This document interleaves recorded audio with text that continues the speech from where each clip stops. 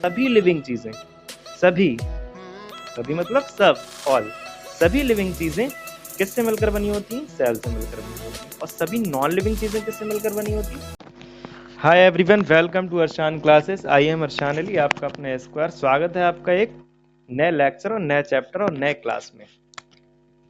आज अपन एक बिल्कुल बेसिक सा चैप्टर, बायोलॉजी का चैप्टर है, ये क्लास 9th का चैप्टर है।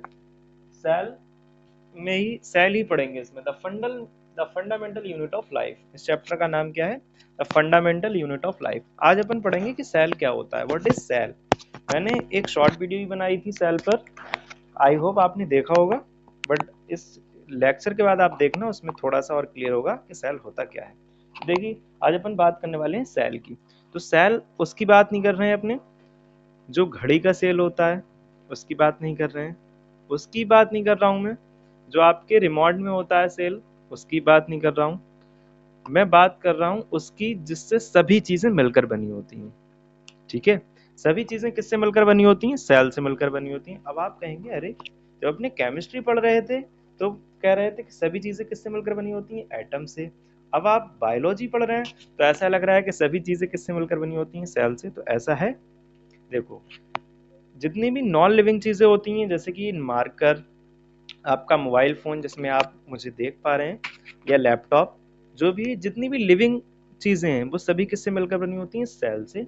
और जितनी भी नॉन लिविंग चीजें होती हैं वो सभी किससे मिलकर बनी होती हैं? एटम से। ठीक है, तो यह बात ध्यान रखना आप कि सेल क्या होता है? सभी लिविंग चीजें, सभी सभी मतलब सब, ऑल, सभी लिविंग चीजें किससे मिलकर बनी होती हैं? सेल से मिलकर बनी होती हैं। और सभी नॉन लिविंग चीजें किससे मिलकर बनी होती हैं? एटम से मिलकर बनी होती हैं। तो चलो अपने पॉइंट्स देखते हैं। सबसे पहला है, cells are the structural, functional and biological units of all living organism beings. ठीक है, all living organism या beings. Cell are the structural, functional and biological units. Cell क्या है? स्ट्रक्चरल, फंक्शनल और बायोलॉजिकल यूनिट है किसकी? लिविंग ऑर्गेनिज्म की। ठीक है, अब देखते हैं अपने इसको बिल्डिंग ब्लॉक क्यों कहते हैं और फंडामेंटल यूनिट क्यों कहते हैं, ये सभी देखेंगे अपने। देखो, ये है the entire functioning of living organism. जितने ही फंक्शन लिविंग ऑर्गेनिज्म में होते हैं वो सभी किसके थ्रू हो पाते हैं? किसकी मदद से हो पाते हैं? सेल की मदद से हो पाते हैं। ठीक है, the entire functioning of living organism beings from basic unit called cell, that is why it's called fundamental unit of life. Fundamental क्यों बोलते हैं? क्योंकि सभी चीजें लिविंग ऑर्गेनिज्म में, सभी चीजें किससे मिलकर, किसके थ्रू, किसकी मदद से होती हैं? सेल की मदद से होती हैं। इसीलिए अपने इसको बोलते हैं fundamental unit of life. Cell को क्या बोलते हैं? Fundamental unit of life. ठीक है, अगला है, a cell can replicate itself independently, hence they are known as the building block of life. अब सेल को बिल्डिंग ब्लॉक ऑफ लाइफ भी बोलते हैं। क्यों बोलते हैं? जैसे देखो, कोई, जैसे अपने मकान या बिल्डिंग बनी होती है वो किससे मिलकर बनी होती है? Block block block block block block block जोड़ते जाओ तो ऐड करते जाओ तो क्या मिलेगा? बिल्डिंग बनेगी। ऐसे ही अपने जब सेल को जोड़ते जाएंगे, सेल जोड़ा फिर जोड़ा फिर जोड़ा, सेल को ही आप जोड़ते जाएंगे तो क्या मिलेगा? टिश्यू मिलेगा अपन को। ठीक है, तो ये चार चीजें, 4 पॉइंट हैं, 3 पॉइंट्स है, सॉरी। इस 3 पॉइंट को आप नोट करो और फिर अपने देखते हैं सेल के ही आगे थोड़ा डिस्कवर कैसे हुआ और देखने में कैसा होता है सेल, ये सभी चीजें देखते हैं। आप इसको नोट करो प्लीज।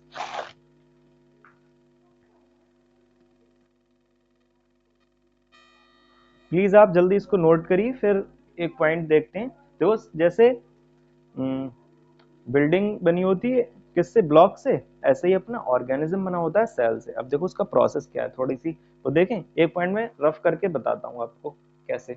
देखो, ये सबसे पहला, आई होप आपने नोट कर लिया होगा, आप इसका स्क्रीनशॉट ले सकते हैं, स्क्रीनशॉट ले लीजिए। आई होप आपने ले लिया होगा। देखो, अब इसको रफ करता हूँ मैं,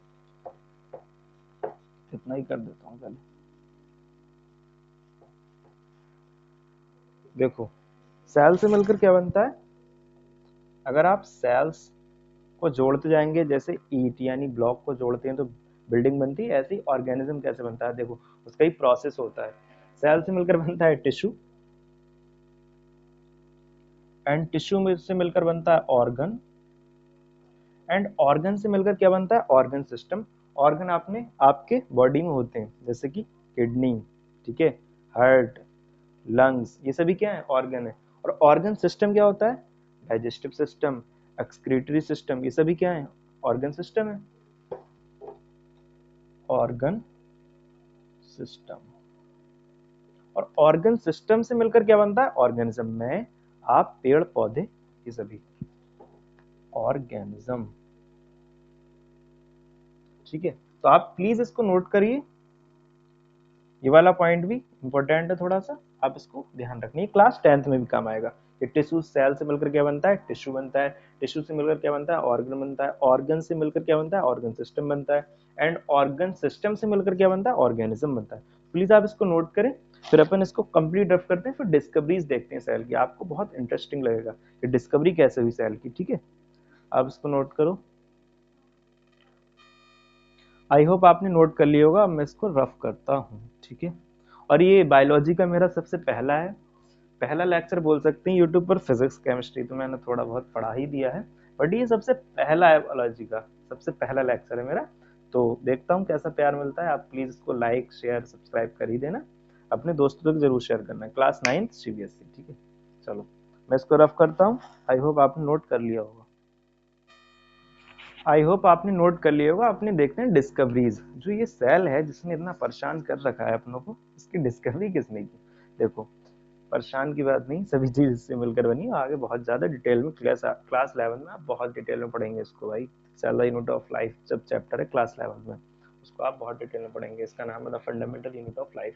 देखो, the cell was first discovered and named. Robert Hooke ने इसको डिस्कवर्ड किया था। किसने? रॉबर्ट हुक ने। कब? 1665 में। लेकिन वो सेल कैसा था? डेड सेल था वो। कैसा था? लिविंग नहीं था, डेड था। अब ये डेड सेल कैसे, ये कैसे पता लगेगा ये डेड है लिविंग है? देखो, सेल थोड़ा सा मैं बता देता हूँ, बट आगे का ये टॉपिक आप आगे जाएंगे तो आपको पता लगेगा, बट मैं थोड़ा सा आपको हिंट दे देता हूँ। देखो, ये क्या है? सेल वॉल है। आगे जाकर आप पढ़ेंगे, आप इस पे ध्यान मत देना ये होता क्या है सेल वॉल। ये सेल के ही सभी क्या है? ये सेल है पूरी, इसके ही नाम है अलग अलग पार्ट। जैसे आपकी पूरी बॉडी, इसका नाम क्या है? बताओ, आईज। ठीक है, अब देखो ये सेल वॉल है, ये क्या है? Cell membrane. एंड ये क्या है? साइटोप्लाज्म। एंड ये क्या है? न्यूक्लियस। न्यूक्लियस।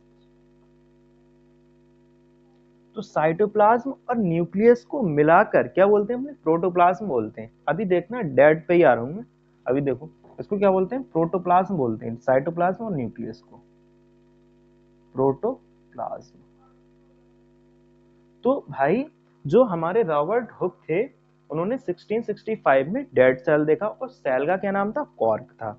यानी जो हमारा पेड़ होता है उसका तना, यानी स्टेम में, स्टेम को तोड़कर लाए और उन्होंने माइक्रोस्कोप में देखा सेल को। ठीक है, और वो कैसा था? डेड सेल था। उस डेड सेल में, यानी कॉर्क जो सेल था, उस डेड सेल को डेड क्यों बोला? क्योंकि उसमें प्रोटोप्लाज्म अब्सेंट था। और प्रोटोप्लाज्म किसे बोलते हैं? साइटोप्लाज्म और न्यूक्लियस को। तो प्रोटोप्लाज्म जिसमें अब्सेंट होता है जिस सेल में, वो क्या होता है? डेड सेल होता है। ठीक है, तो इसलिए इसको क्या बोलते हैं? Dead cell. आप ये समझ लो, साइटोप्लाज्म और न्यूक्लियस को क्या बोलते हैं? प्रोटोप्लाज्म। और जो रॉबर्ट हुक ने हमारा जो सबसे पहला सेल देखा था, उसमें क्या अब्सेंट था? प्रोटोप्लाज्म अब्सेंट था। ठीक है, अब आता है अपना एंटन वॉन लीवेनहॉक। इन्होंने सबसे पहला, अभी थोड़ा रफ कार्य था, इधर से ऐसे आ जाओ। एंटन वॉन लीवेनहॉक है जो, इन्होंने 1674 में प्रोटोजोआ एंड बैक्टीरिया और लिविंग सेल इन्होंने देखा था। लिविंग सेल मतलब उसमें प्रोटोप्लाज्म था। ठीक है, protozoa and bacteria and living cell किसने देखा था? एंटन वॉन लीवेनहॉक ने डिस्कवर्ड किया था। देखा नहीं, डिस्कवर्ड किया था। अब है रॉबर्ट ब्राउन। रॉबर्ट ब्राउन ने न्यूक्लियस डिस्कवर्ड किया था। Discovered nucleus. ठीक है, और पुरकंजे ने क्या किया था? प्रोटोप्लाज्म। वही प्रोटोप्लाज्म डिस्कवर्ड किया था। ठीक है, आई होप आपको ये समझ में आ गया होगा कि डेड सेल क्या होता है और प्रोटोप्लाज्म क्या होता है। साइटोप्लाज्म वगैरह, ये सभी अपने पार्ट हैं सेल के, ये सभी अपने आगे डिटेल में देखेंगे, ठीक है। आप प्लीज इसको नोट करना चाहें तो कर सकते हैं, ये स्क्रीनशॉट ले सकते हैं। फिर अपने सेल थ्योरी के बारे में बात करेंगे कि सेल थ्योरी क्या होती है, ठीक है। क्लास 9 का बहुत स्मूथ चलेगा सब कुछ। आप प्लीज लाइक शेयर सब्सक्राइब कर देना, प्लीज आप इसको नोट करें, फिर सेल थ्योरी के बारे में पढ़ते हैं। प्लीज इसको नोट करिए आप।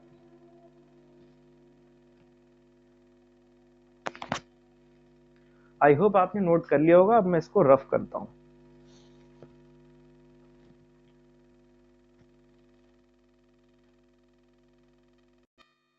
आई होप आपने नोट कर लिया होगा। आपने देखते हैं सेल थ्योरी क्या होती है, यानी ये सेल थ्योरी क्यों बनाई गई होगी। आप सोचो, सेल थ्योरी इसलिए कि हम सेल को डिफाइन कर सकें, ठीक है, और लिविंग ऑर्गेनिज्म को भी, ठीक है। अब देखते हैं point number 1, all the living organism are composed of cells. सभी लिविंग ऑर्गेनिज्म किससे मिलकर बने होते हैं, सेल से मिलकर बने होते हैं। ये किसने बताया था, मैथिस लीडन।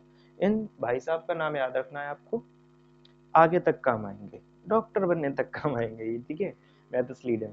अगला है the living organism could be made up of one और मोर सेल्स, यानी कोई भी ऑर्गेनिज्म एक या एक से अधिक, ये समझो सिंगल सेल के भी ऑर्गेनिज्म होते हैं, यानी एक सेल अपने आप में कंप्लीट प्रोसेस कर सकता है अपना, जैसे कि बैक्टीरिया, ठीक है, यूनिसेलुलर एग्जांपल। बैक्टीरिया क्या है, सिंगल सेल से बना मिलकर बना होता है और अपना कंप्लीट काम करता है वो। तो इसलिए देखो, the living organism could be made up of one और मोर सेल्स, ये किसने बताया था, थियोडर श्वान ने। किसने, थियोडर श्वान ने। अब इन दोनों ने बताया, लेकिन जो सेल थ्योरी को फाइनल शेप नहीं मिल पा रही थी, ये दोनों ये नहीं बता पाए कि नए सेल्स कहाँ से आते हैं। मतलब आपने ये तो बताया कि हाँ सभी लिविंग ऑर्गेनिज्म सेल से मिलकर बने होते हैं, ठीक है, और लिविंग ऑर्गेनिज्म एक या एक से अधिक सेल से मिलकर ही बने होते हैं। ये दोनों चीजें, 2 पॉइंट तो अपनों को मिले, लेकिन फाइनल शेप नहीं मिल रहा था। जैसे कि क्लास में एक टॉपर होता है और दूसरे सब बच्चे थोड़ा ऐसे ही होते हैं, तो वो बताता होता है, सब बता देते हैं, फिर कहता है सर एक बात रह गई जो नहीं बताई इन्होंने, वो बताता हूँ मैं। वो कौन है, अपनी यहाँ रुडोल्फ बर्चाओ। रुडोल्फ बर्चाओ साहब हैं, the new cells arise from pre existing cells through the process of cell division, यानी जो नए सेल जो बनते हैं वो पुराने ही सेल से बनते हैं। किसके थ्रू, सेल डिवीजन का एक प्रोसेस होता है, उसके थ्रू नए सेल्स हमारे बनते हैं। तो ठीक है, यहाँ पर हो गई अपनी सेल थ्योरी खत्म, ठीक है, यहीं पर इतना ही आपको ध्यान रखना है। सेल थ्योरी क्लास 9 में आपका इतना ही है। The new cells arise from pre existing cells through the process of cell division, ये किसने बात कही, रुडोल्फ बर्चाओ ने। तो आपको ये तीनों साइंटिस्ट के नेम एंड पॉइंट्स आपको याद रखना है, और कहीं पर कोई दिक्कत आई हो या डाउट हो आपको तो आप कमेंट बॉक्स में मुझसे पूछ सकते हैं, मैं उसका रिप्लाई आपको जल्द ही तुरंत दे सकता हूँ, ठीक है। तो आप प्लीज चैनल को सब्सक्राइब कर देना, लाइक कर देना, शेयर कर देना, और अपने दोस्तों तक ग्रुप में भी, ठीक है। तो मिलते हैं नेक्स्ट वीडियो में बायोलॉजी के या फिजिक्स के। तब तक के लिए ओके बाय, लव यू, झम से।